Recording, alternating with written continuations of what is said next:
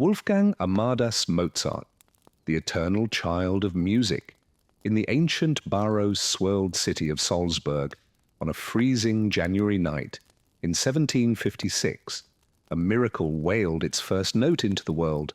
His name was Johannes Chrysostomus Wolfgangus Theophilus Mozart, though mercifully for his future, librettists would simply be known as Wolfgang Amadeus Mozart. He arrived into a home already steeped in music. His father, Leopold Mozart, was a respected composer and violinist in the court of the Prince Archbishop of Salzburg, a strict man but one who recognized divine talent when it squeaked out its first scale. Before Wolfgang could even write his name, he could read music at age 3. Wolfgang perched beside his older sister, Maria Anna, nicknamed Nannel, who was herself a gifted pianist.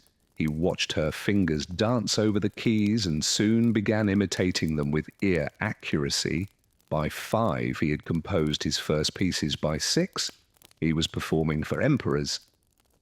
Leopold wasted no time. The Mozart family began their first grand tour through Europe. Vienna, Munich, Paris, London, where the small boy charmed royalty baffled composers and left audiences gasping. In London, he played for King George III.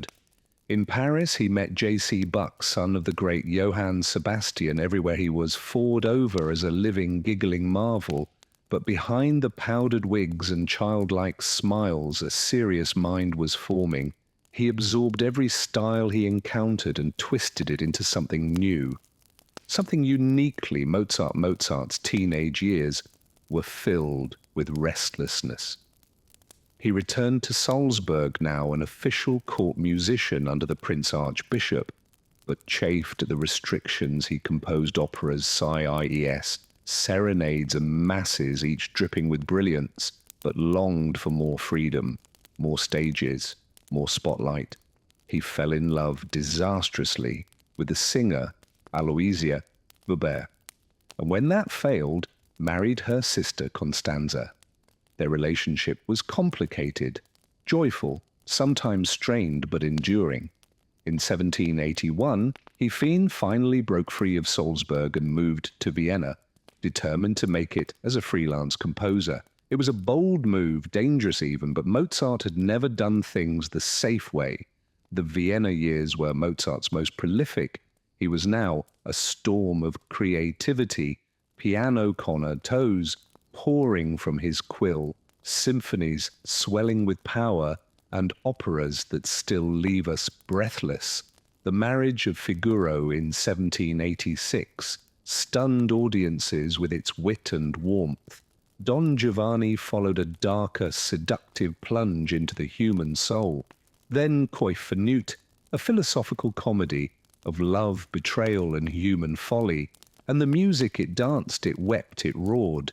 Mozart's composition seemed to flow, not from labor, but from divine dictation. He composed in full scores, often with no corrections. Where others sketched, he saw the masterpiece fully formed, despite his fame. Mozart's financial life was often a mess. He lived lavishly, gambled occasionally, and suffered from chronic insecurity over money. The aristocratic world adored his music, but was slow to pay up. By the late 1780s, his fortunes had dimmed. Then in 1791, a strange commission arrived. A mysterious masked figure requested a requiem mass. It was eerie, theatrical, and perfectly Mozartian. Mozart, already in declining health, threw himself into that. He became obsessed, convinced he was writing it for his own funeral. He was right. On December 5th, 1791, Wolfgang Amadeus Mozart died in Vienna at the age of 35. The cause remains a mystery. Some say rheumatic fever, others suggest poison or kidney failure. But what mattered most was the silence that followed. He left behind an unfinished requiem completed by his student Zeus, and a body of work so vast and glorious it barely seems possible from one man over 600 compositions, operas, symphonies, sonatas, concertos, chamber, works, choral music. He defined the classical era and ignited the romantic. Mozart was a man of contradictions, childish and wise, silly and profound, playful and tragic. He made music that could make emperors laugh and peasants weep. He wrote with the elegance of an angel and the mischief of a devil. Today his music lives on in symphony halls, in cartoons, in lullabies, in the hearts of millions.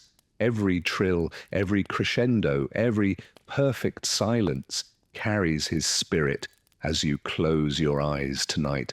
Let his melodies twirl softly through your dreams. Listen for the laughter of Figaro, the mourning of the Requiem, the eternal joy that Mozart gave the world.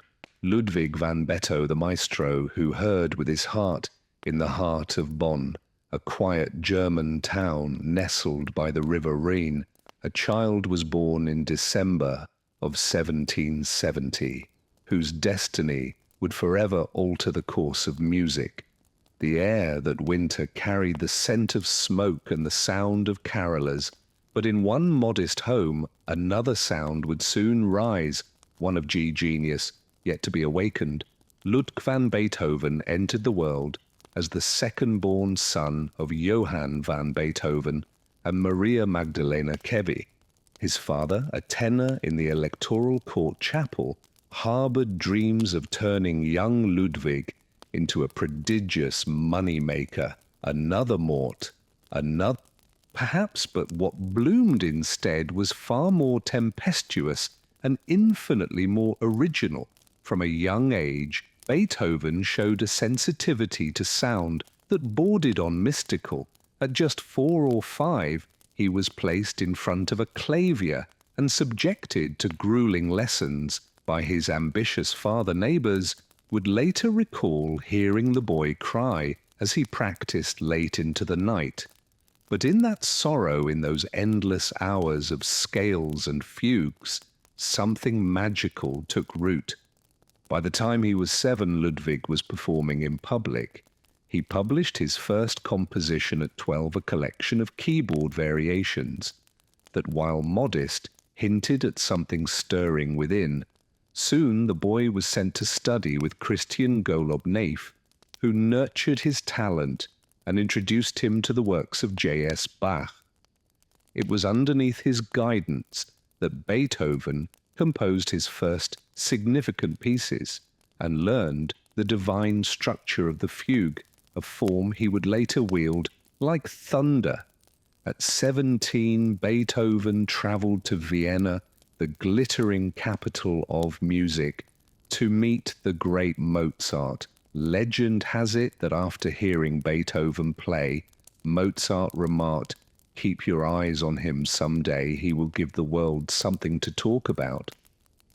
But Beethoven's time in Vienna was short-lived. His mother fell gravely ill, and he returned to Bonn to care for her until her death.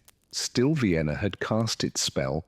In 1792-21, Beethoven returned for good. He studied with Joseph Haydn, though their relationship was famously rocky, and immersed himself in the city's musical elite. Words spread quickly.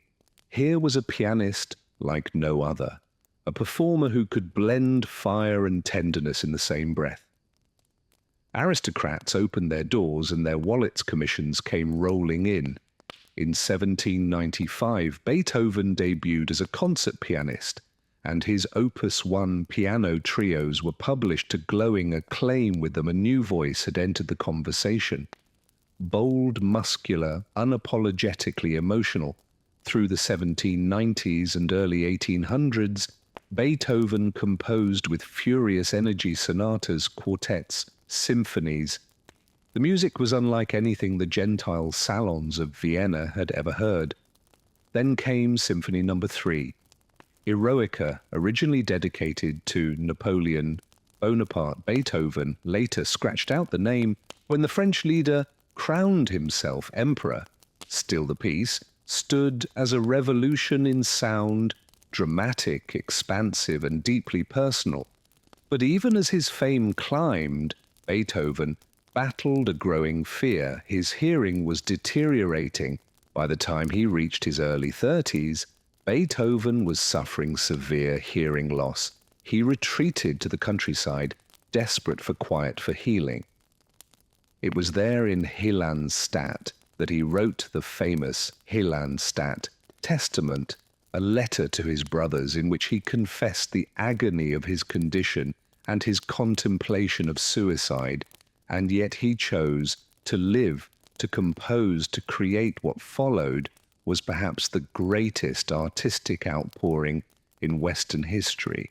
The Fifth Symphony thundered into existence with its iconic four-note motif.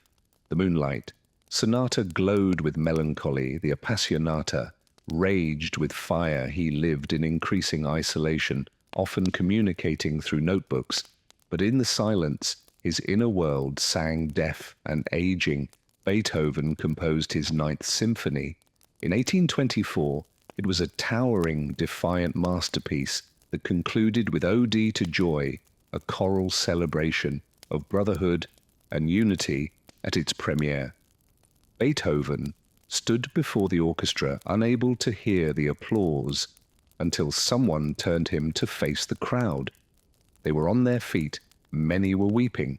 It was his triumph. In his final years, Beethoven composed some of the most profound music ever written. The late string quartets, abstract, intimate, and transcendent. They spoke to eternity itself. Critics and audiences were baffled at first, but time would reveal their genius. Beethoven died on March 26, 1827, during a thunderstorm. Legend says that as lightning cracked the sky, he raised his fist. One last time, more than 20,000 people attended his funeral. He was buried in Vienna, a city he had once conquered with sound. Beethoven left behind 9 symphonies, 5 piano concertos, 32 piano sonatas, 16 string quartets, 1 opera, and countless other works that form the bedrock of classical music. His influence is immeasurable, his defiance of fate unforgettable. Though he could not hear his own music, the world hears it still, from concert halls to whispered lullabies, from films to revolutions. Beethoven's spirit resounds, and so, as you drift into dreams tonight, let his music guide you through struggle, through silence, into joy. Johann Sebastian Bach, the architect of harmony in the dusky town of Aich, Germany, in the spring of 1685, a child was born into a family where music was as common as bread. His name was Johann Sebastian Bach, and he would grow to become the very heartbeat of the Baroque era, a man whose music shaped the soul of Western art. He was the 8th child of Johann Ambrosius Bach, a music of local renown, and Elizabeth Lemert, who surely sang lullabies that echoed with destiny. The Bachs were basically the the traps of their time. Nearly every male member was a musician. In fact, in some German towns, the name B simply meant musician. When Johann was just 10 years old, tragedy struck. Both of his parents died within months of each other. Orphaned, but far from abandoned, he moved in with his eldest brother, Johann Christoph Bach, an organist in U. Their young Sebastian was exposed to an extraordinary library of music. At night, he would sneak into the study, copy forbidden compositions by candlelight, and absorb the great works of Buxtehude and Purcell. His hands grew callous, his eyes strained, but his soul glowed ever bright in his late teens. Bach set out into the world. He took a post in Arnat, where he played the organ like no one had before, spiraling runs, dazzling ornamentation, and daring harmonies. The congregation was scandalized, his superiors were baffled, but Bach didn't care. He walked 250 miles, yes, walked to hear Dietrich Buxtehude play in Lübeck. He overstayed his leave by months. When he returned, he was scolded but unbothered. His mind had been opened to the divine. His compositions began to bloom. Tokas that thundered, fugues that danced, and preludes that shimmered like stained glass. Bach married Maria Barbara Bach, a cousin, because why not? And they had 7 children. Tragically 4 died in infancy. But amidst joy and heartbreak, Bach composed some of his most powerful early cantatas. He moved to Viar, where he became court organist and concertmaster. There he wrote music that seemed to pour directly from heaven to quill the toccata and fugue in D minor, the Brandenburg Conner, and the first sketches of what would become the well-tempered clavier in 1720. Maria Barara died suddenly while Bach was away. He returned home to find her buried, grief-stricken. He poured his sorrow into music. A year later, he married Anna Magdalena Wilke, a soprano with a voice like silver together. They had 13 children, and she became his partner in both life and composition. In 1723, Bach accepted the position of cantor at St. Thomas Church in Leipzig. It would be his home for the rest of his life there. He composed an extraordinary amount of sacred music, hundreds of cantatas, the St. John Passion, and the monumental St. Matthew Passion, which many consider the pinnacle of spiritual music. His daily routine was intense, composing for Sunday services, teaching Latin, managing choir, wrangling students, and still finding time to pen masterpieces between breakfast and bedtime, the Mass in B minor. A towering work of theology and emotion was assembled from pieces written over decades. It was never performed in full during his lifetime, but stands now as one of the greatest achievements in Western music. In his later years, Bach went blind, likely from poorly performed eye surgeries. Still, he dictated his final works to his son-in-law. Among them was the art of fugue, a vast unfinished tapestry of counterpoint, so intricate it could make your soul weep and your brain overheat. Bach died in 1750 at the age of 65. He was buried in Lippich with little fanfare. His style had fallen out of fashion, too ornate, too serious, too Baroque. But music would not forget. Nearly a century later, a young composer named Felix Mendelssohn would revive B's St. Matthew Passion, igniting a renaissance of interest in his works. Today, Bach is rightly revered as the father of Western music. His influence touches every composer who came after, from Beethoven to the Beatles. His fugues are studied, performed, and loved around the globe. His music teaches discipline, inspires joy, and dares us to touch the divine. As you close your eyes tonight, imagine a cathedral filled with golden light, each note of Bach's organ whispering up into the rafters complex. Devout, eternal, Frédéric Chopin. The poet of the piano. There are composers whose name ring like thunder.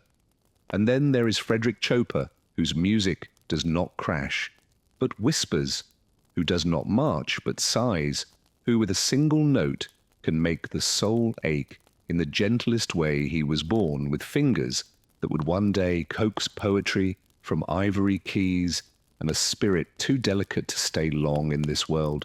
His life was brief, beautiful, and heartbreakingly human.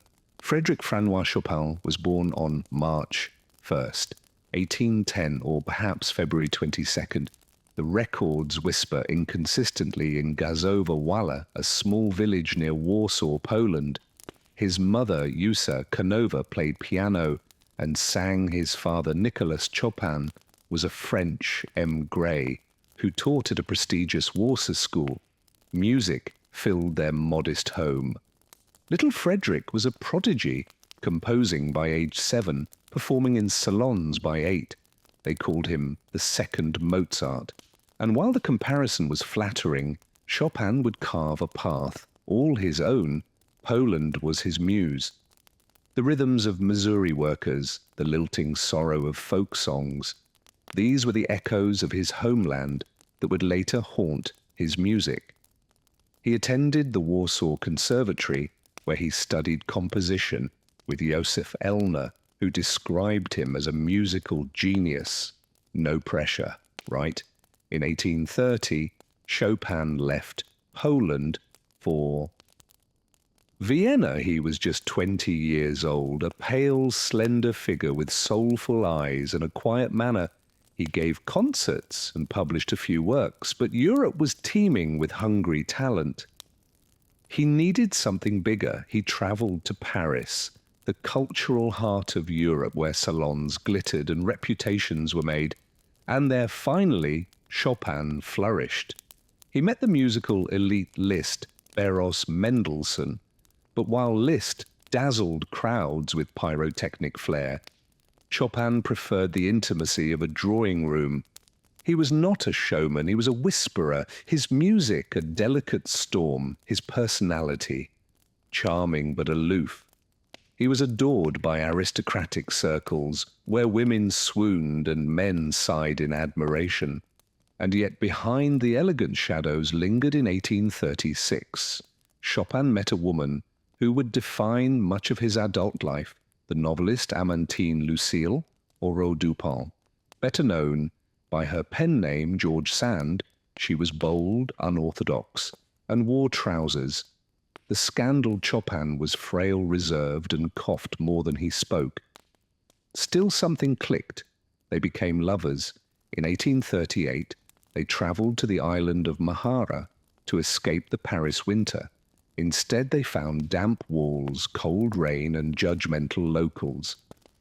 Chan's health deteriorated. His tubercular lungs hated the wet air, but in the ruins of a monastery he composed some of his most luminous works, the Preludes, Opus 28, shimmering with melancholy and mystery. Their relationship was passionate but turbulent. Sand mothered him, sometimes literally, and wrote about their life together in thinly veiled fiction. Over time their intimacy frayed. She grew impatient with his fragility. He recoiled from her bluntness. By 1847 they were finished. He never fully recovered. Chopin composed almost exclusively for the piano.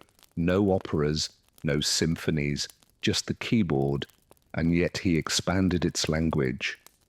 Beyond imagination, his nocturnes glow like candlelight.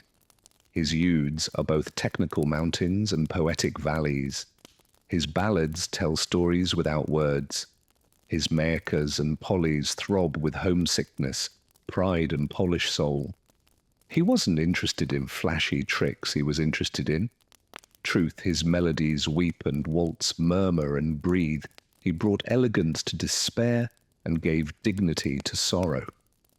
Despite poor health, Chopin continued to perform, rarely in large concert halls, preferring salons where his intimate style could shimmer. Every keystroke mattered, every silence was sacred.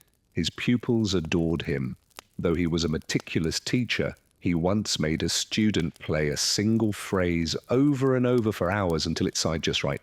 His standard perfection with feeling. By the late 1840s, Chan's health declined rapidly. He looked like a ghost, pale, thin, wrapped in scarves. Tuberculosis wrecked his body. He gave his final public performance in 1848 in London, where he was met with admiration, but also pity. He returned to Paris. He could no longer play for long. In October 1849, at the age of 39, Frédéric Chopin died in a small apartment surrounded by candles. His last request that Mozart's Requiem be performed at his funeral. It was. His heart literally was returned to Poland, preserved in alcohol, and sealed in a pillar of the Church of the Holy Cross in Warsaw. Chopin left behind a body of work that feels less composed than felt. He is the poet laureate of the piano, the melancholic prince of romanticism. His music has graced film ballet dreams, heartbreaks and first kisses. Every generation finds something new in him, a sadness they hadn't known, a joy too delicate to name. He did not seek glory, but glory came. He wrote for salons and yet conquered concert halls, he whispered.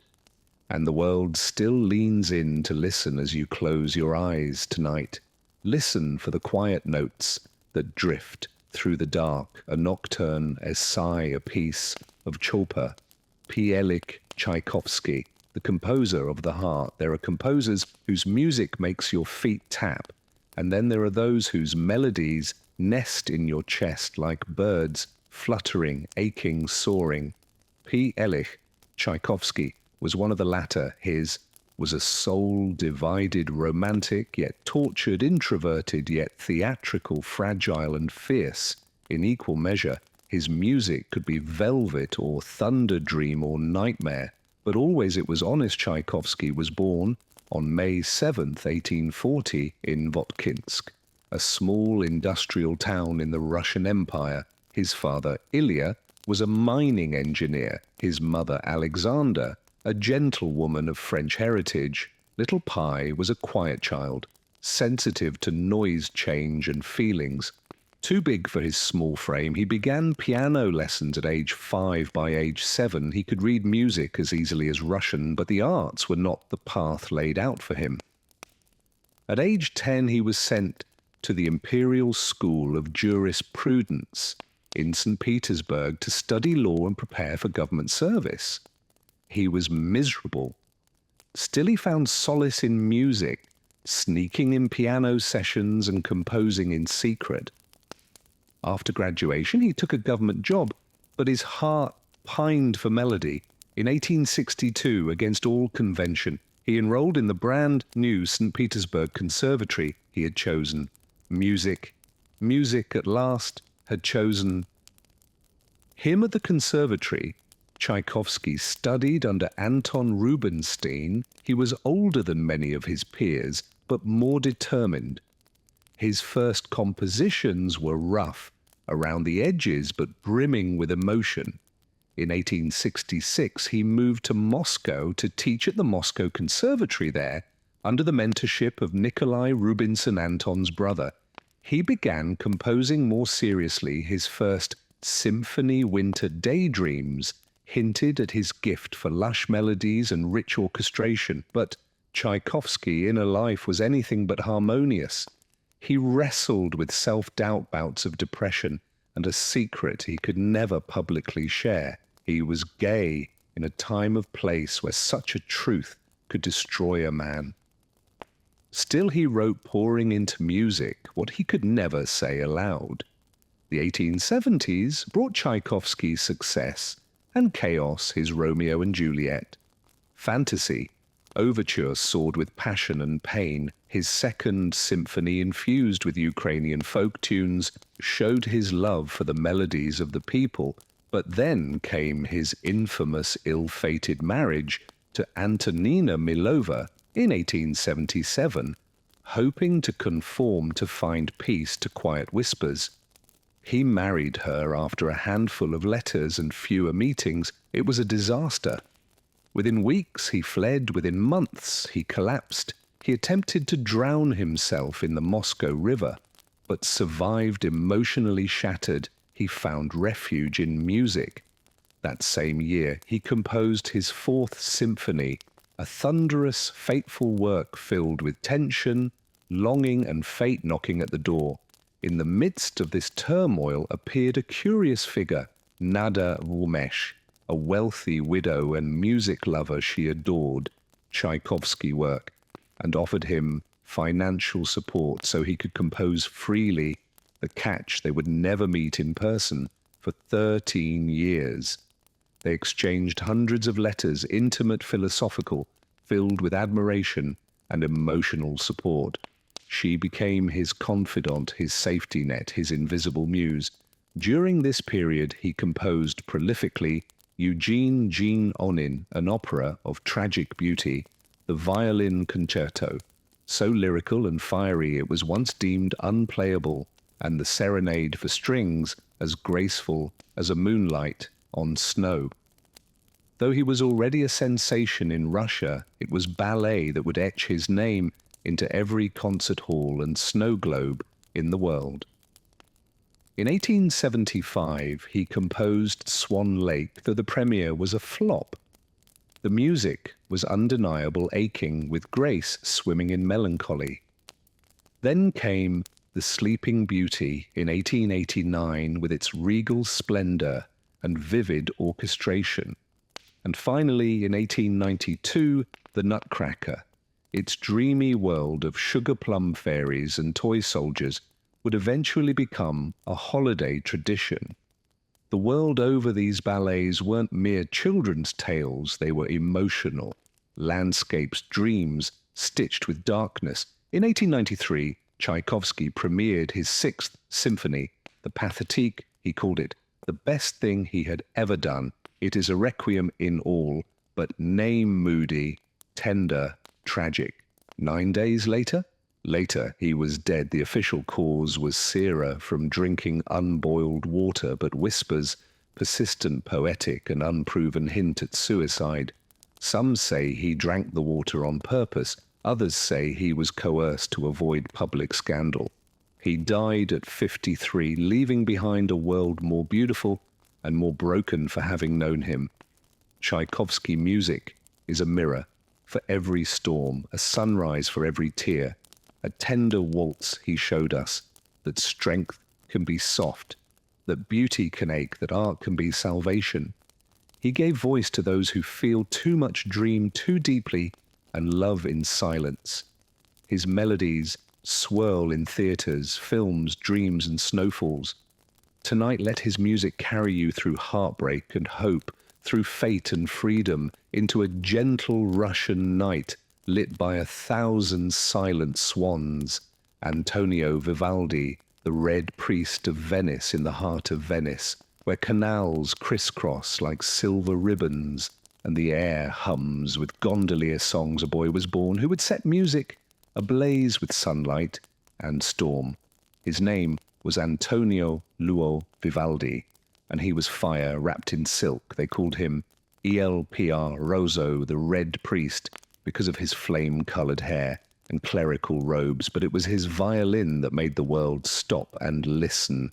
Vivaldi was born on March 4th, 1678 in Venice, that floating city of masks, mosaics, and murmuring waves. His father, Johann Battista Vivaldi, was a barber and a violinist at San Marco's Grand Basilica. Antonio inherited both the red hair and the music. Venice, in the late 17th century, was a feast for the senses' incense in cathedrals, voicing bouncing off marble domes and strings that wept and danced in equal measure.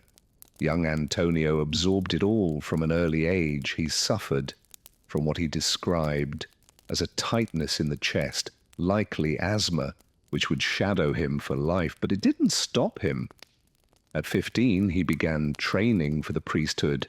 At 25, he was ordained, but soon the music became his true vocation. In 1703, Vivaldi was appointed maestro di violino at the Idal dell'A, a convent orphanage and music school for girls.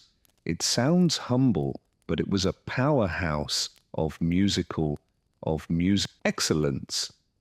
The girls were trained to the higher standards and performed behind Lusted screens for enchanted Venetian audiences.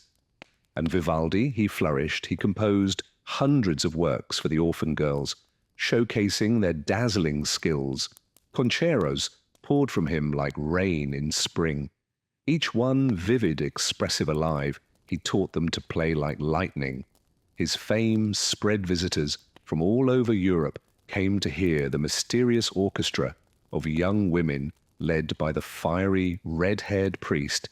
In the 1720s, Vivaldi composed what would become his most enduring and beloved masterpiece, La Quattro Stagioni, the Four Seasons.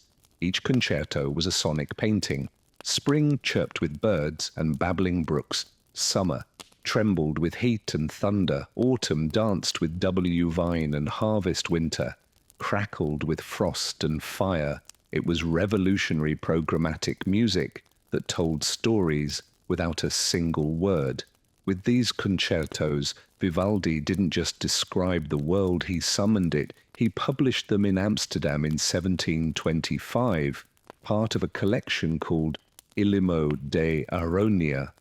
The contest between harmony and invention, and what a contest it was. Melody and imagination locked in glorious battle. Though he was famous for his concertos, Vivaldi dreamed of opera. The stage called to him, the drama, the glitter, the glory. He composed nearly 50 operas in his lifetime, some now, lost others, revived with fanfare.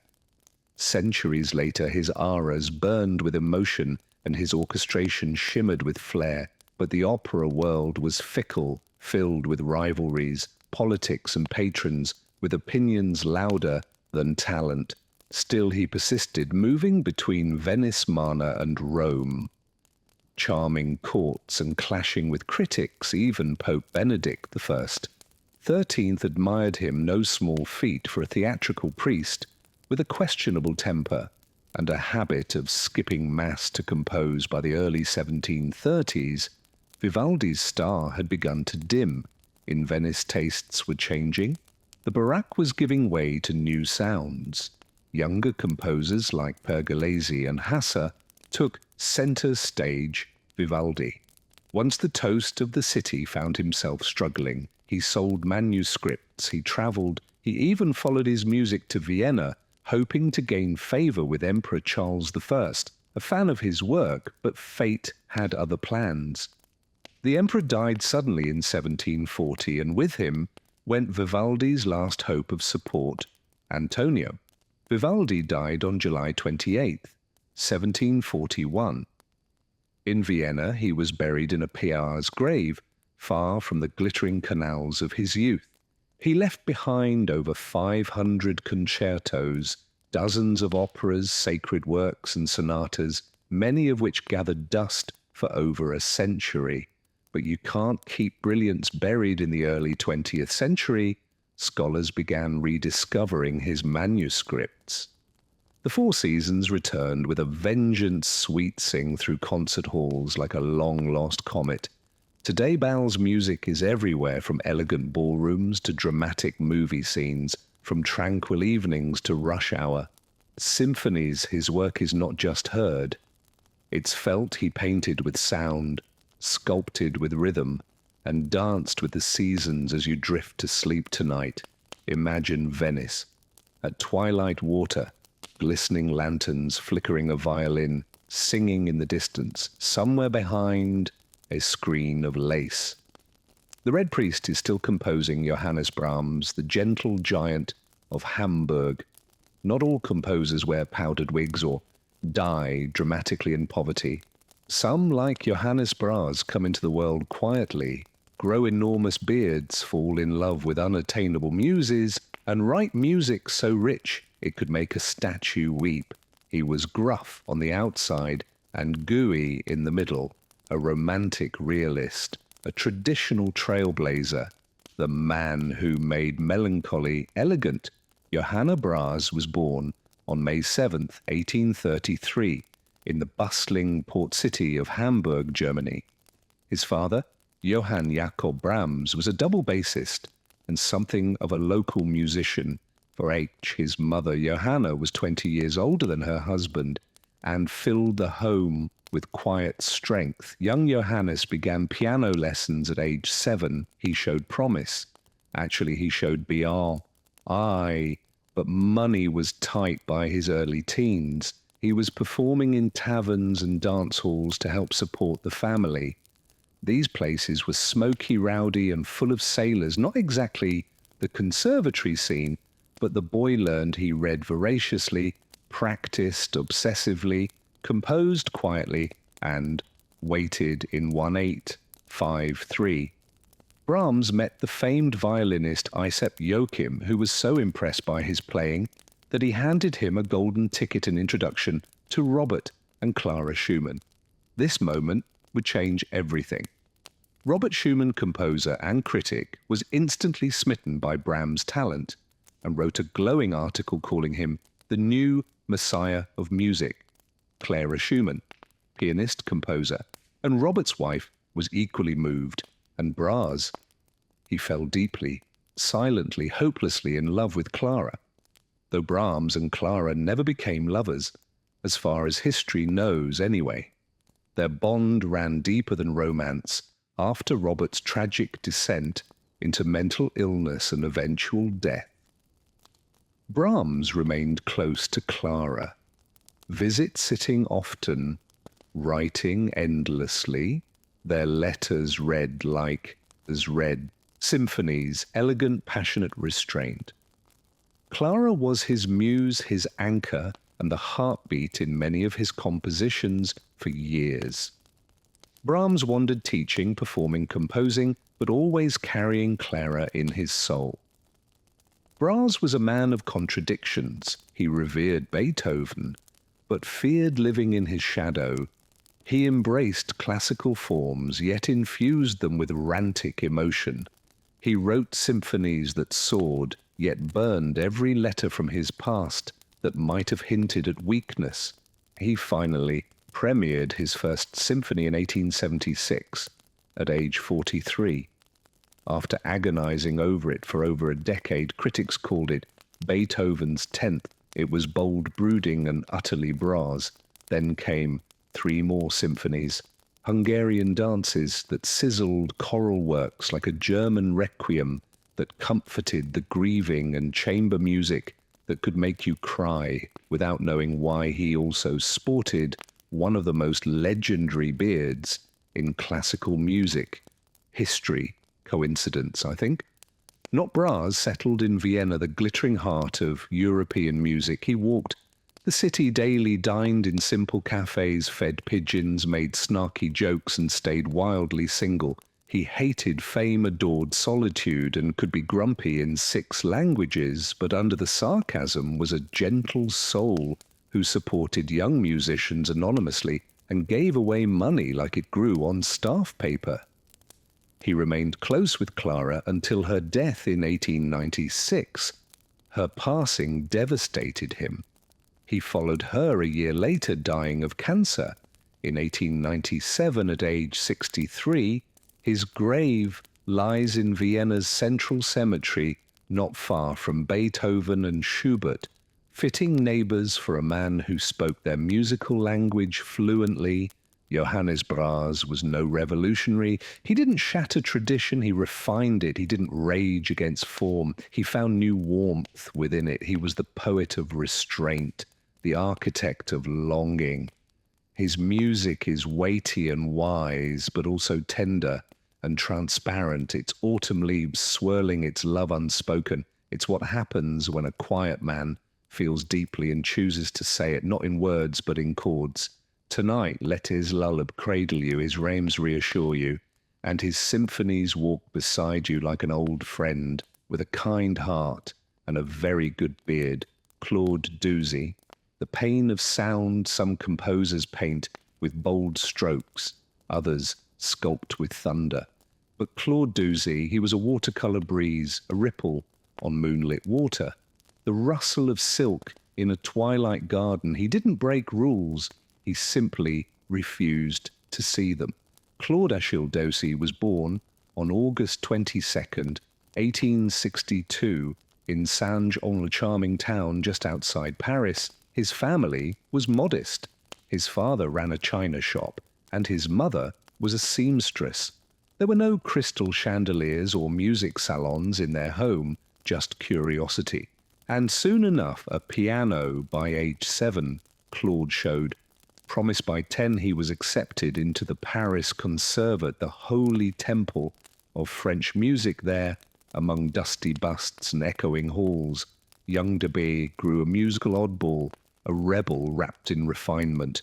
He didn't like the rules, he didn't like German traditions, and most of all, he didn't like being told what beauty should sound like. In 1884, Debussy won the Prix de Rome, a prestigious prize that came with a free trip to Italy and the expectation that he'd return a good little academic composer. He didn't. Instead, he soaked up everything but tradition, Italian painting, French poetry, exotic scales, strange harmonies.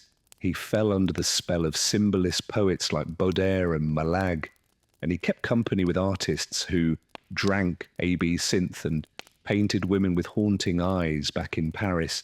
Debussy haunted cafes, read poetry late into the night, and surrounded himself with thinkers, dreamers, and eccentrics. He adored the sensual over the structured, the ambiguous over the absolute. He wasn't composing music, he was composing atmosphere. In 1890, they began sketching what would become one of the most iconic piano pieces ever written, CLA Dion. It wasn't flashy, it didn't storm or shout, it whispered, inspired by Paul Vane's poem of the same name. The piece shimmered like moonlight on water. It didn't obey classical structure, it drifted. It was Impressionism before Impressionism had a sound. This was the Debussy people would come to adore, quiet, mysterious, emotional, but never obvious. In 1894, he premiered Prelude, a dreamy orchestral piece inspired by Mal's poem about a foredreaming of nymphs. The music melted. The audience was stunned. Suddenly music had changed. Debussy wasn't part of any official movement, but he shifted the earth beneath the musical world. While Germany had Wagner grandeur, France now had Deus's delicacy. He used whole tone scales, pentatonic scales, unresolved chords, tools that didn't tell you what to feel, but invited you to feel freely. He composed Nocturne that painted skies, Lamer that sculpted oceans, and EST Stales that evoked exotic lands. Each piece was a brushstroke, a breeze, a ripple, and in 1902 he finally premiered his only opera, Pelleas, on mysterious, subtle, more sigh than song. Critics argued, audiences swooned. Debussy didn't care.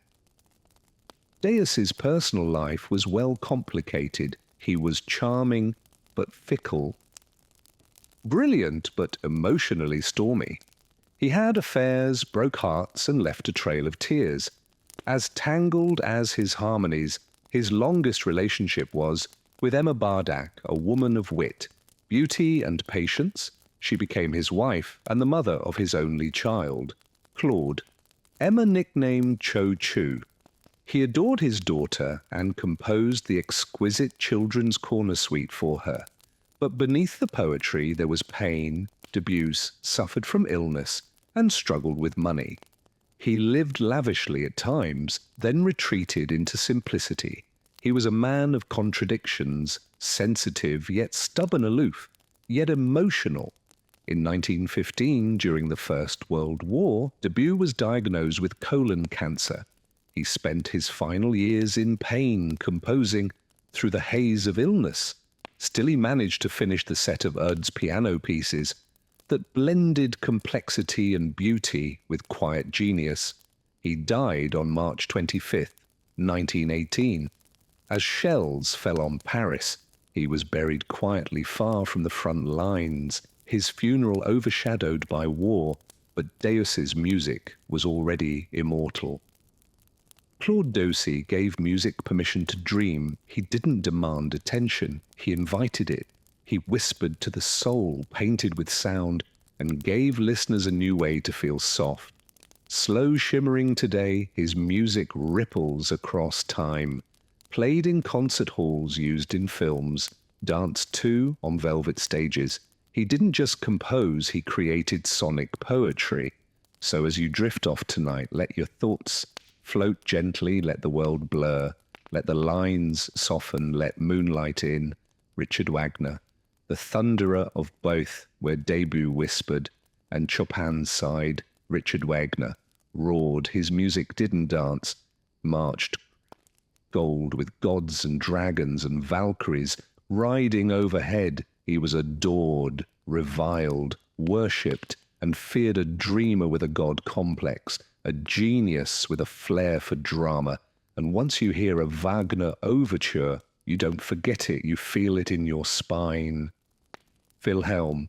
Richard Wagner was born on May 22nd, 1813 in Leg, Germany, just as Europe was shaking from Napoleonic aftershocks. His father, K.L. Friedrich Wagner, died when Richard was just 6 months old. His mother remarried Ludwig Guyer, a struggling actor-painter and writer who may or may not have been Richard's biological father.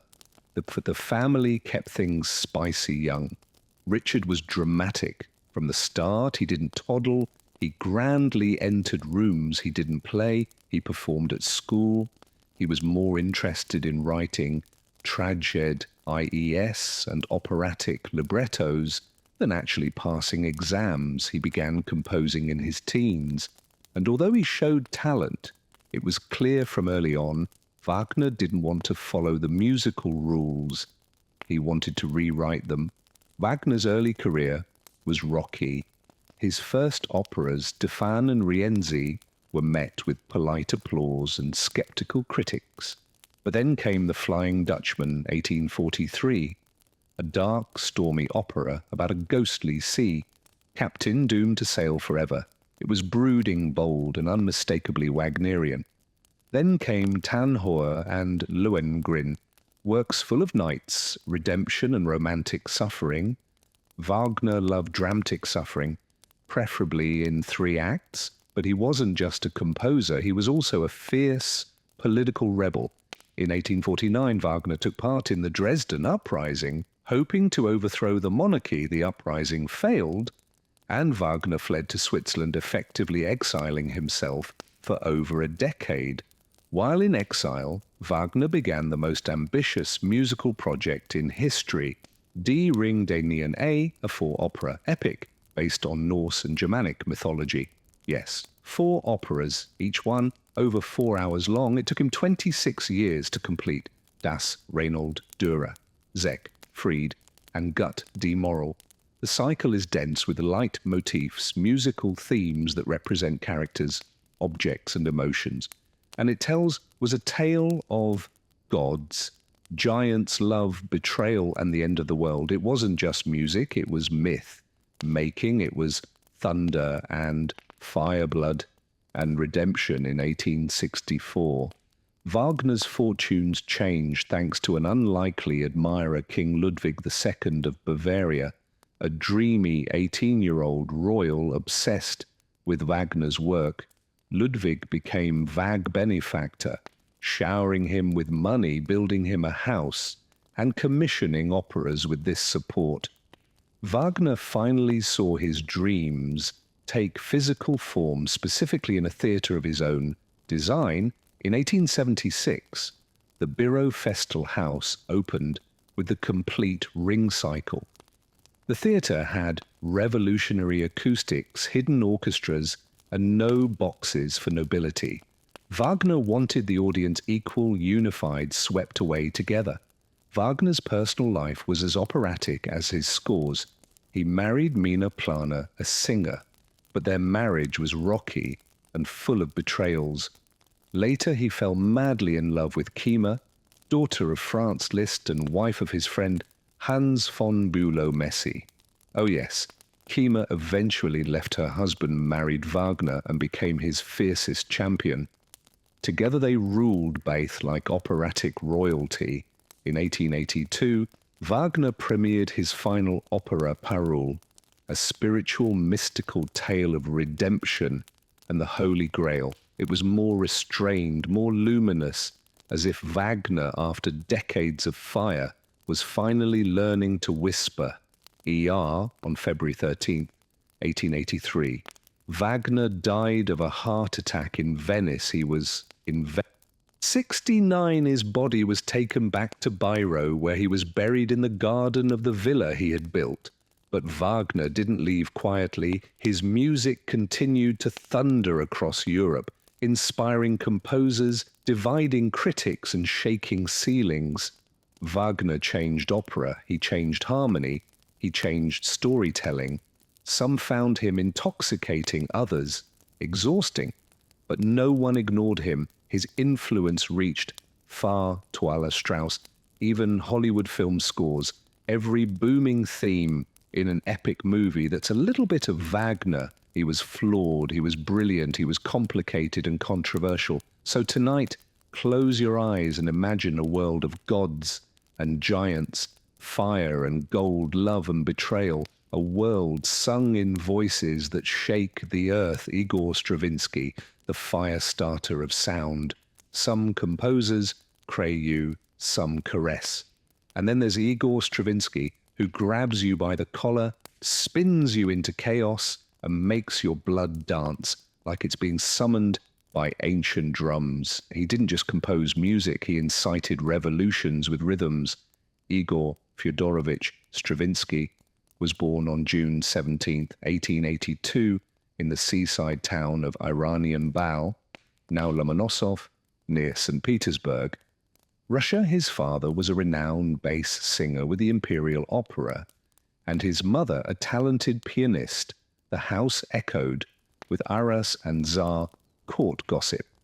Little Igor grew up in a swirl of music myth and Russian grandeur, but his parents didn't want him to be a composer. No, that was too bohemian.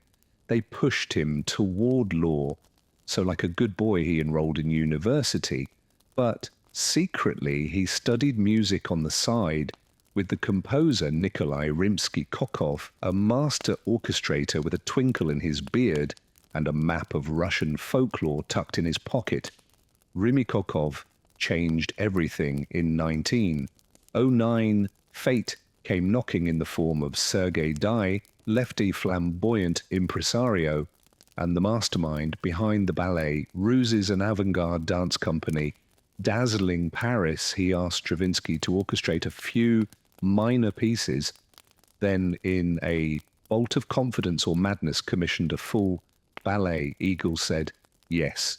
The result, the Firebird 1910, it was a sensation, a fairy tale painted in flames and folklore.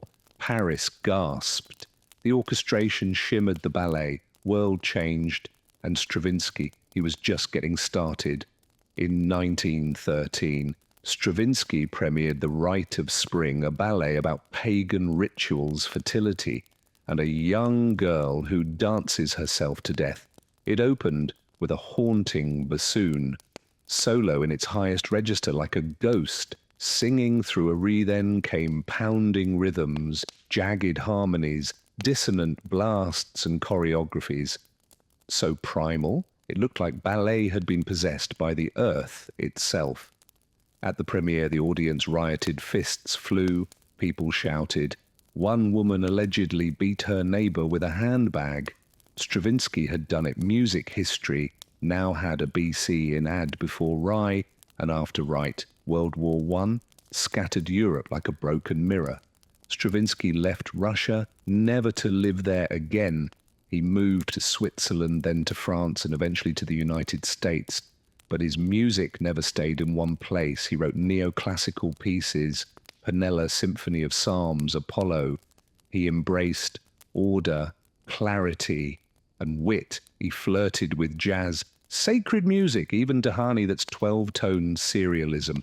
For the cool kids, he shed styles like skins, but always kept his voice playful, unpredictable, precise in 1939-9, with Europe rumbling toward war again. Stravinsky relocated to Los Angeles. Yes, that Los Angeles palm trees, movie stars, Stravinsky. He lectured at Harvard, composed film scores, and threw dry, snarky remarks at cocktail parties.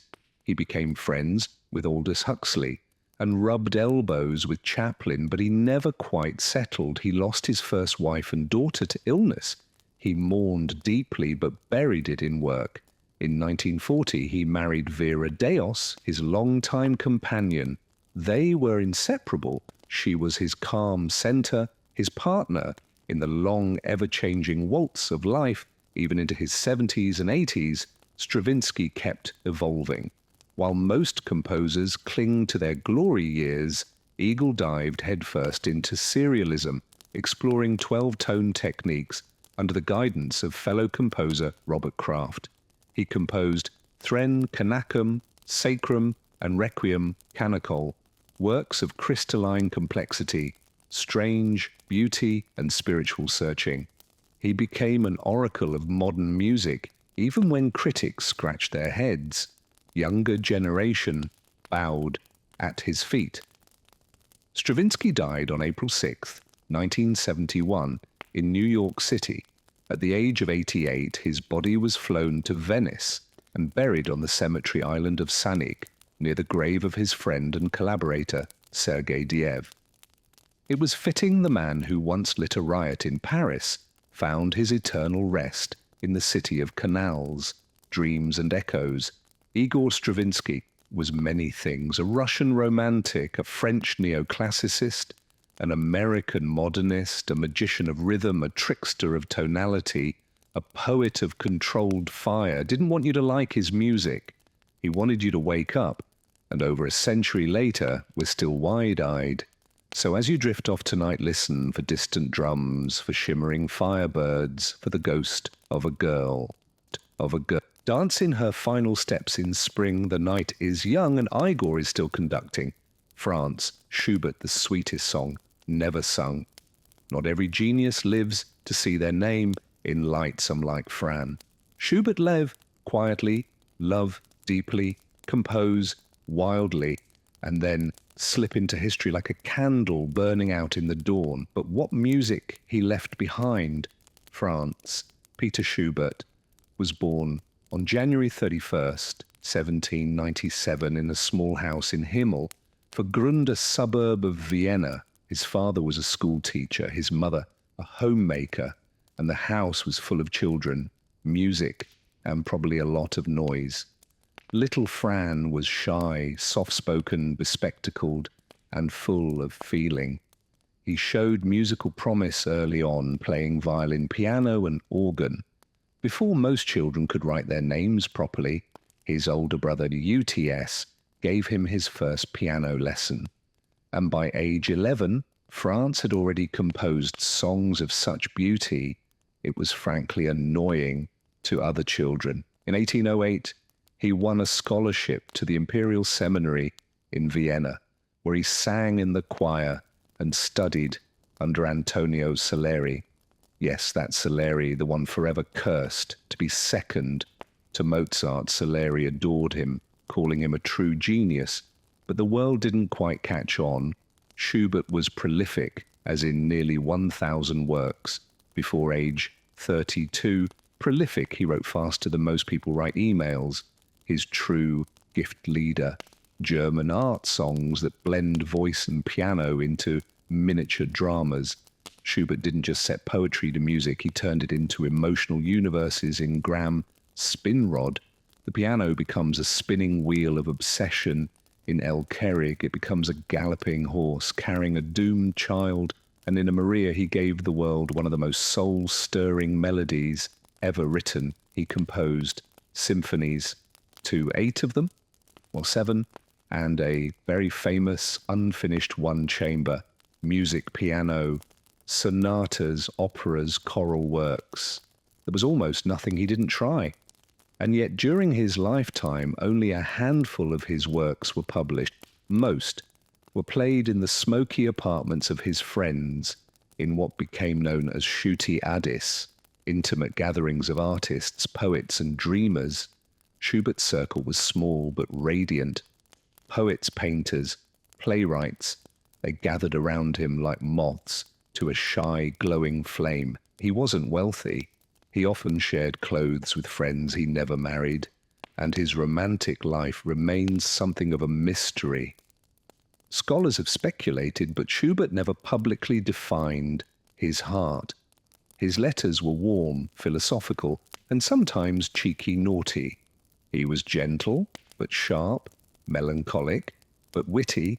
He adored good wine poetry and storytelling, and through it all he wrote. In the late 1820s, Schubert fell ill, likely from syphilis. Though the diagnosis remains debated, he grew weaker, but kept composing at a staggering pace. He wrote the string quintet in C major, one of the most transcendent pieces in all of chamber music. He finished his final 3 piano sonatas, deep, glowing, and shadowed by mortality, and he began sketching a symphony that would remain, like much of his life, unfinished on November 19, 1828. Just 31 years old, Schubert died quietly in his brother's apartment. The cause officially typhoid fever, but really a world too slow to recognize his light. He was buried near Beethoven, his idol. It took decades for the world to catch up, but when it did, oh, how it loved him. Today, Schubert is celebrated as one of the greatest melodists who ever lived. His leader, our standards, his symphonies shimmer. His chamber works are beloved by musicians and audiences alike. He was the voice of the tender, the quiet, the quietly burning. He didn't shout, he didn't pose, he just felt. And from that feeling he composed a universe. So as you rest tonight, let his songs wrap around you. Let them whisper of lost loves, spinning wheels, quiet rivers, and warm candlelight. Sergei Rachmaninoff, the hands of a giant, the heart of a poet, some musicians whisper, some shimmer.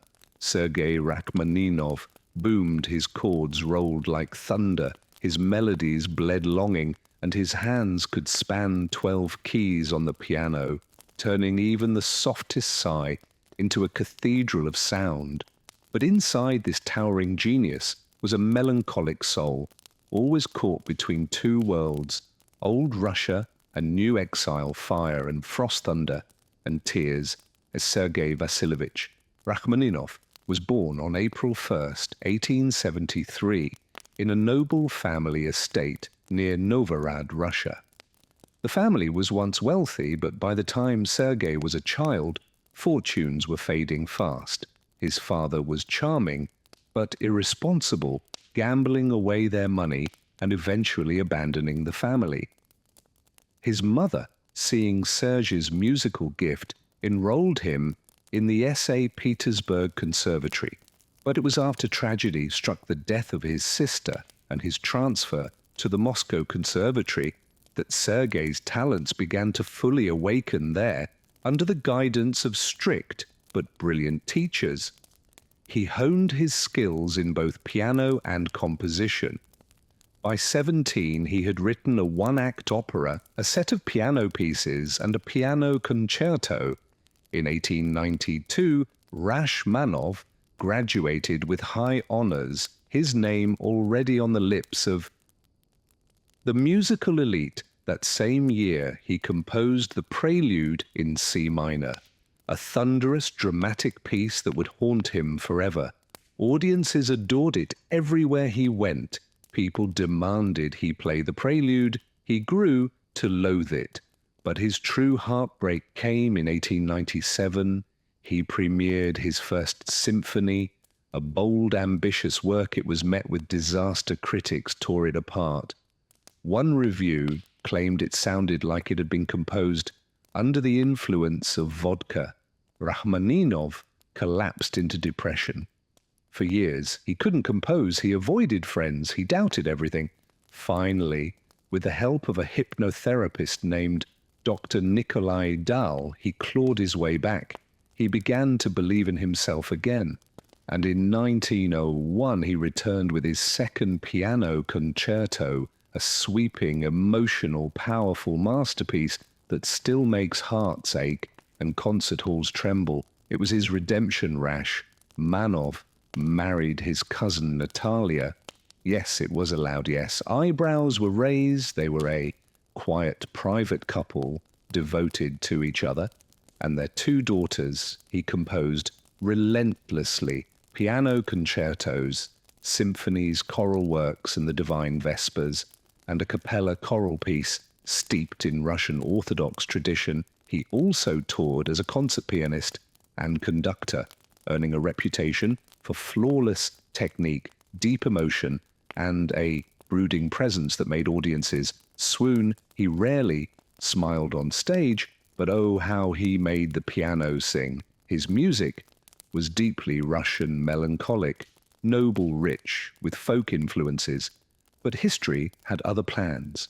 In 1917, the Russian Revolution swept through the country like a firestorm. Rachmaninoff, who had once lived in grand estates and conducted in imperial concert halls, found himself a man without a home. He fled Russia with his family, carrying almost nothing but a suitcase and a head full of melodies.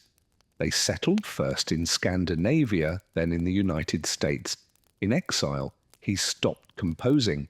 For nearly a decade, he became a full-time concert pianist, touring endlessly to support his family. Audiences adored him, but he missed Russia desperately. Still, he returned to composition in the 1930s, his raps, CID, on a theme of Paganini.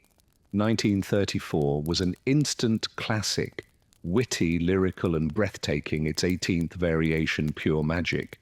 Though his later music was less frequent, it burned with maturity. The Third Symphony, 1936. His Symphonic Dances, 1940. These works shimmered with nostalgia, invention, and a longing for a world gone by. He moved to Beverly Hills. Yes, really, where he entertained Hollywood stars, composed in a sun-drenched studio, and tended to his garden of roses, but his health declined. Cancer crept in quietly. Sergei Rachmaninov died on March 28, 1943. Just days before his 70th birthday, he was buried in New York. Though his heart remained in Russia until the end, Rachmaninoff was a man out of time, born in the Romantic era, living through the rise of modernism, never fully belonging to either today. His works are adored for their emotional depth, their technical brilliance, and their ability to crack open the soul. His concertos are rites of passage, his melodies unforgettable. He once said, "Music must first and foremost be loved. It must come from the heart, and it must be directed to the heart." So tonight, close your eyes and let his piano carry you a thunderclap of sorrow, a whisper of grace, a melody echoing from a distant snow-covered land. Jeppe Very, the Mai of passion and politics. When J.P. Very took to the stage, Italy didn't just hear opera, it heard its soul. His music wasn't mere entertainment, it was revolution, heartbreak, and faith wrapped in velvet sound. He made the audience weep, cheer, and march. He was not just a composer, he was the voice of a nation. J.P. Fortunino Francesco. Verdi was born on October 10th, 1813 in the small village of Lonol, near Busseto in what was then part of the French Empire. His family was modest.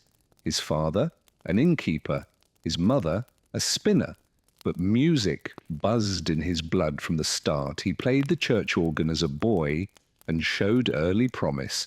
A wealthy patron, Antonio Beretti, recognized his brilliance and helped him study music in Milan. There, young Very immersed himself in opera and culture, though the Milan Conservatory rejected him. No matter, he studied privately, listened obsessively, and began composing with fire. Verdi's early career was both thrilling and devastating. In 1839, his first opera, Oberto, premiered in Milan and was met with success. But just as his star began to rise, tragedy struck in the span of 2 years. He lost his wife Margarita and their 2 young children. Crushed by grief, he vowed never to compose again. But fate and a good libretto had other plans. In 1842, he was handed a script called Nabucco about the Babylonian captivity of the Jews. Reluctantly, he composed the result, a thunderous triumph, the chorus of Five Pensiero, a hymn to a lost homeland, resonated so deeply with Italians living under foreign rule that it became an unofficial anthem for Italian unification. Very was back, and Italy had found its voice. Very began composing like a man. Possessed a Nanny Macbeth, Louisa Miller Lab, Battaglia Delano.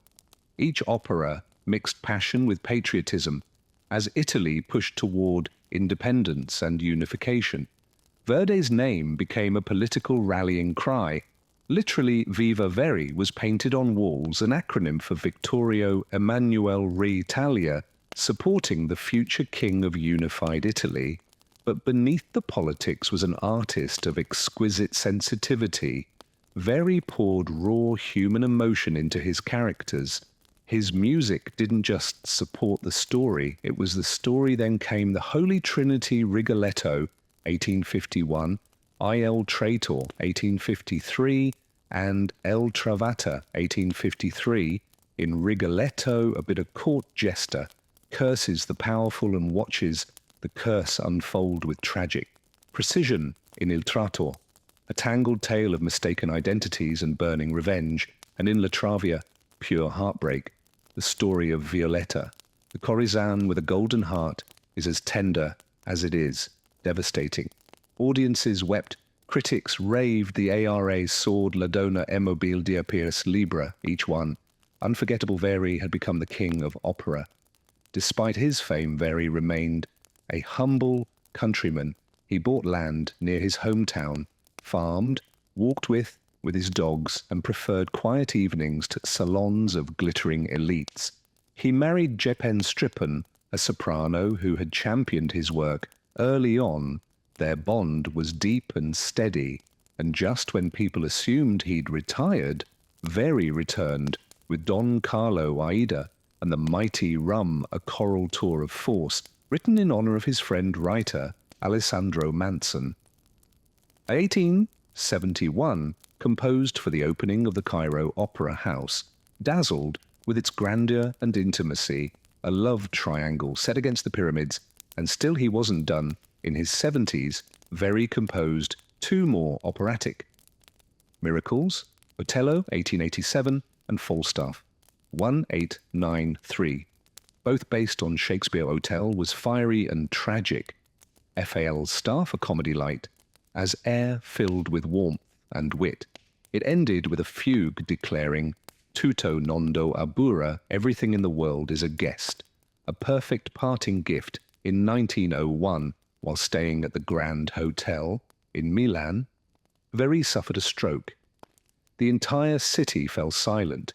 As he lay, dying trams paused, streets emptied. He passed away on January 27th, 1901, at the age of 87. Over 200,000 mourners lined the streets for his funeral. At his request, the chorus of Vi Pensiero was sung softly by the crowd. Verri gave the world music of fire, tenderness, grief, and grandeur. He gave Italy a voice at a time when it desperately needed one.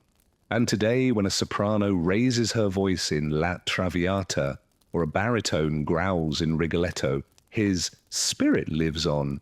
So as you drift into dreams, imagine the hush before an aria, the flicker of candlelight in a gilded theatre, and a single voice breaking your heart in the most beautiful way. Jacopini, the last great romantic.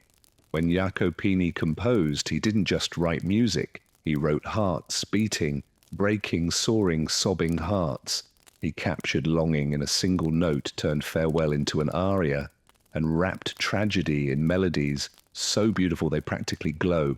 He was the last great voice of Italian opera, and oh, what a voice it was. Jack Antonio, Domenico Michel, Ezio Maria Pini. Yes, really was born on December 22nd, 1858 in the city of Lucca, Italy. He came from a long line of musicians, organists, composers, conductors. It was expected he would follow in their footsteps at first. Not so much young Jaco was a bit of a rascal. He loved pranks, cigarettes, and the occasional bottle of wine more than scales and Soul. But then one day he walked 18 miles to Pisa to hear Verdi's AER that night, changed everything. He returned, determined to be a composer. The fire had been lit. Pini enrolled at the Milan Conservatory in 1880, where he studied with seriousness and just enough scandal to keep things interesting. He wrote a student piece, a Capriccio Siono, that showed flashes of his future brilliance. In 1884, his first opera, Lil, premiered. It wasn't a huge hit, but it got him noticed. Then came Edgar, followed by Manel Lecco, which declared, to the world Pini had arrived, his gift, emotion, pure raw, unfiltered. He wrote characters you believed in, cried for, and occasionally wanted to slap, but always loved. Then came the trifecta, the Holy Trinity, the operatic, Glow Up, Le Boom, 1896. 4. Bohemian Friends in Paris, Poverty, Art, Laughter, and the most tender love story you'll ever hear. Mimi and Rouleau meet, fall in love and break your heart. Soft Snow, Soft Voices, Pure Devastation. TSA 1900 High, Drama in Rome, Passion, Jealousy, Murder, Torture, Betrayal, and one of opera's most iconic villain deaths. TSA herself is a firecracker part, Diver part, Angel, All Intensity, Madama Butterfly, 1904, a delicate, devastating tale of love and abandonment in Nagasaki, Toyo. Sans Aria Uno is so tender, it practically floats. Each opera is its own universe, and each one ends with your soul in a puddle by the early 1900s. Pini was rich, famous, and a little bit scandalous. He lived near Tor del Lago in a villa by a lake, where he hunted ducks, smoked like a chimney, and zipped around in one of the first motorboats Italy had ever seen. His love life was complicated. He married Elva Ginani, a Ani, woman with a fiery temper and a fondness for throwing things. Their marriage was filled with passion, suspicion, and tragedy, including a heartbreaking scandal involving a servant girl. Doria, whose suicide cast a shadow over Pini's household. Still he composed music, was his confessional, his escape in 1910. Pini premiered Lola del West, set in the American Wild West, complete with poker games and gunfights. It debuted at the Metropolitan Opera in New York City, the audience gilded and breathless. Later came London, 1917, and Il Trittico, 1918, a triptych of on-air operas, the dark Il Tabaro, the sacred S. Angelica, and the hilarious Gianni Sci, which includes the famously beautiful Olmo Babino Caro, and then his final masterpiece, Turandot, an icy princess, a suitor who refuses to give up a riddle a kiss, and the unforgettable aria Nessun Dorma, None Shall Sleep. But Pini never saw it finished in 1924. While working on the final scene of Tur Pini was diagnosed with throat cancer. He travelled to Brussels for experimental treatment, but his health failed. He died on November 29th, 1924, leaving behind sketches, notes, and one final question mark. The premiere of Tando was conducted by Euro Toscanini. When they reached the point where Pini had stopped writing, Toscanini lowered his baton and said, "Here the maestro laid down his pen." The audience wept. Pini gave the world melodies that shimmer and ache. He gave us divas, dreamers, tragedies and triumphs. He brought opera into the 20th century with style, soul, and unforgettable sound.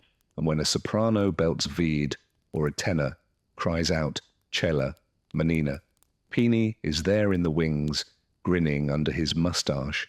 So tonight, let your dreams drift to candlelit theatres, to Parisian rooftops, to the hush before a heartbreak, and the silence after a song. Dmitri Shostakovich, the composer with two faces. Some composers danced in moonlight, some bathed in candlelight.